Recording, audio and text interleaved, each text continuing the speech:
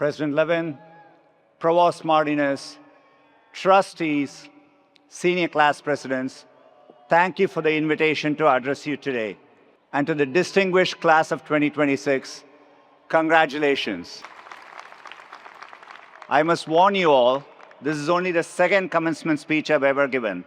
The first was literally in my backyard. It was the spring of 2020, right in the middle of COVID and lockdowns.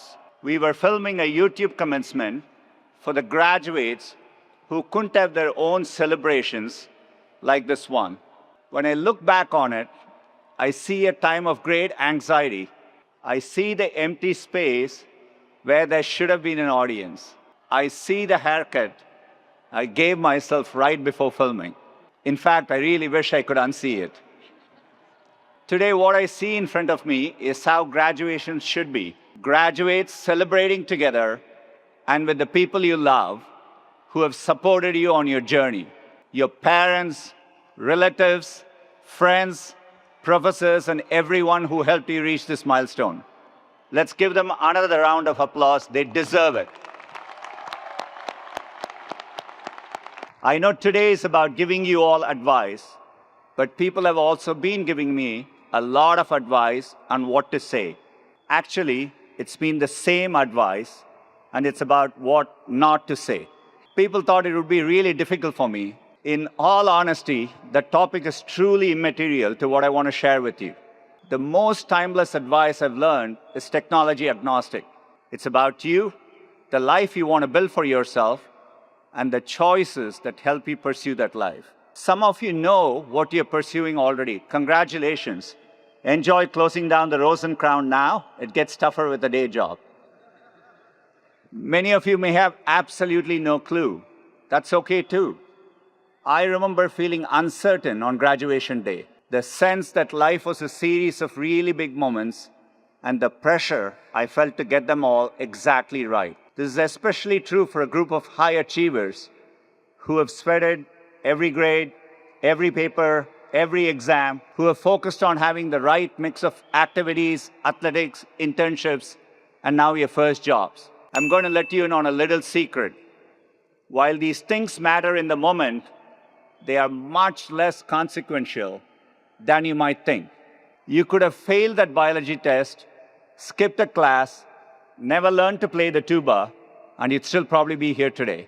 Let me tell a story of how I started to learn this for myself. When I was a student here, I had a classmate named Pat.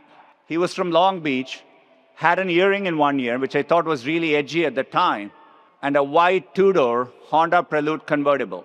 One Wednesday morning in January, my first winter quarter, we were on our way to class. He was like, "Do you want to go to Vegas instead?" I had never skipped a class. I had never definitely taken a road trip before.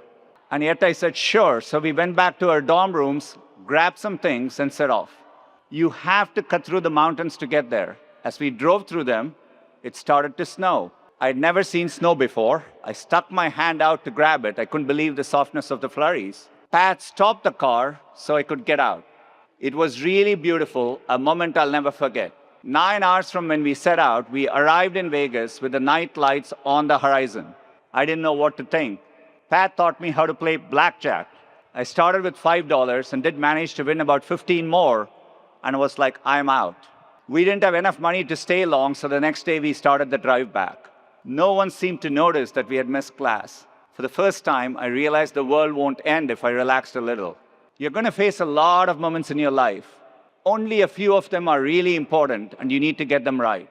Picking a partner, choosing whether to start a family, a bigger career pivot. Those decisions require time and intention. However, you will face many more moments in your life that only seem really big. Thousands of them, in fact. And very few of them are make or break. Your first job out of college, the city you move to next, whether to take that road trip. While those moments add texture to your journey, they rarely determine the course of your life. But if you're able to filter the signal through the noise, you can nudge your life in these moments into having the impact you want. So today I want to share 3 simple filters I've applied to my own life. 3 filters that have helped me get more moments right than wrong and took some of the pressure off. First, choose optimism. This might not ring true to you at this moment. The world is going through a lot.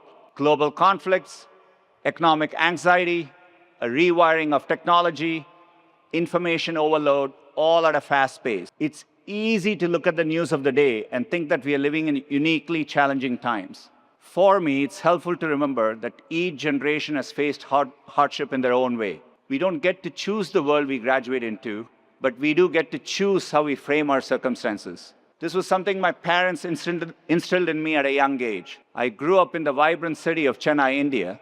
It was a comfortable life for the most part, but in those early years, we had some challenges. We worried about severe drought and whether the water trucks would arrive in time. And for us, technology came slowly. We had to wait years to get a telephone, a TV, a refrigerator. Each changed our lives in meaningful ways. My parents never let the constraints limit my imagination of what was possible. It's the reason I even let myself dream I could one day work in a faraway place called Silicon Valley.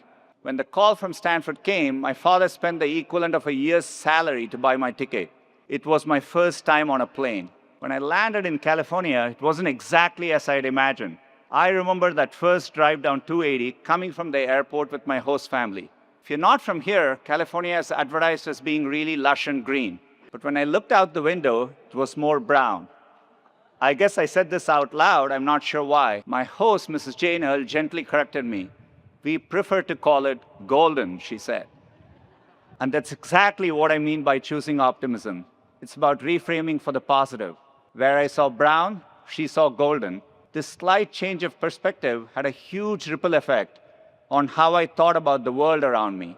Lush forestry wasn't all that was misadvertised, if I'm being honest. The ocean looks warm and inviting on the brochure. A Stanford professor even emailed me before I accepted and used the beautiful beaches as a selling point. So the first time I went to the beach in Santa Cruz, I ran fully into the water. It was not warm. I've since learned that the Atlantic can be warmer, which, by the way, is the only reason Stanford joining the ACC makes any sense at all. Despite the brown hills and the cold ocean, it seemed like almost everyone I encountered had a generally positive outlook on life. Maybe it's because you can wear shorts all year, I don't know. I found myself adopting this California optimism, and it helped me navigate one of my bigger pivots during my time at Stanford. I came here fully intending to get my PhD and to move into academics. Life had other plans, and I needed to get a job sooner. So I left my doctorate program, and Stanford was generous to offer me the chance to fulfill the requirements for a master's. I could have seen it as the end of a dream, but thanks to Mrs. Earl, I was able to see that particular brown hill as golden. In that moment, I chose optimism. The second filter is to gravitate towards working on hard things. I'd love to tell you I was an immediate success after leaving Stanford. I wasn't.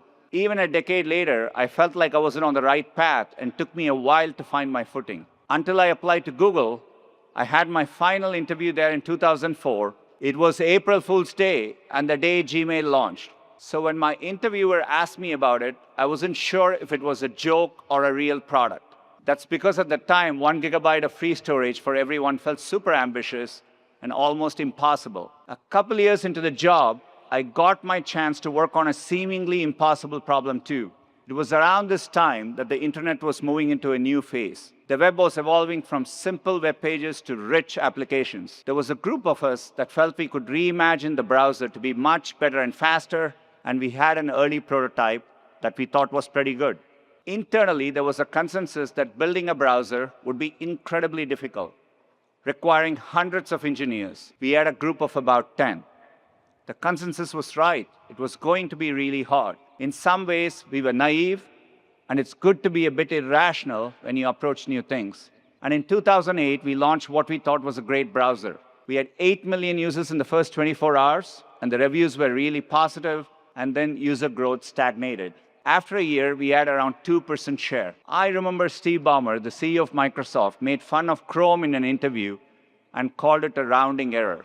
It could have been demoralizing, but with that California optimism, I told the team that the fact he went out of his way to dismiss us meant we were doing something right. We kept going, setting highly aggressive stretch goals to keep the team pushing. We rapidly iterated, shipping the browser every 6 weeks, while others shipped one maybe every 6 months to a year. Success began to follow.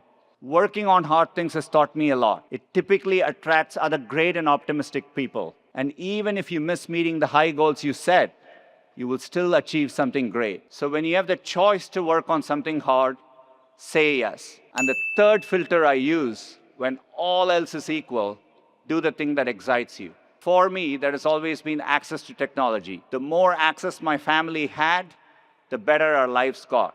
I didn't have much access to a computer until I came to Stanford. So you can imagine my surprise when I walked into Sweet Hall and saw rows and rows of computers that I could use anytime I wanted. It was 1993 and the internet was being built literally all around me. I saw it as a fundamental enabler of human progress. The idea that I could be a part of bringing it to as many people as possible was exciting. It's why I took the offer at Google, why I jumped at the chance to work on projects like Chromebooks and Android later on. Several years ago, I remember meeting a group of women in rural India using Android smartphones for the first time to learn new trades, to speak with loved ones far away. And I remember visiting a classroom in Pittsburgh and seeing students from different backgrounds learning through the products I helped to build. Seeing computing change people's lives as it had changed mine was the most exciting thing in the world to me. So as you look at your own path, don't focus on the thing your parents want you to do, or the thing all your friends are doing, or that society expects of you. Instead, think about the things that keep you chatting excitedly with your roommate late into the night, and go do those things. Class of 2026, I genuinely believe you're the most capable class in history, at least until next year's class. That's how progress works.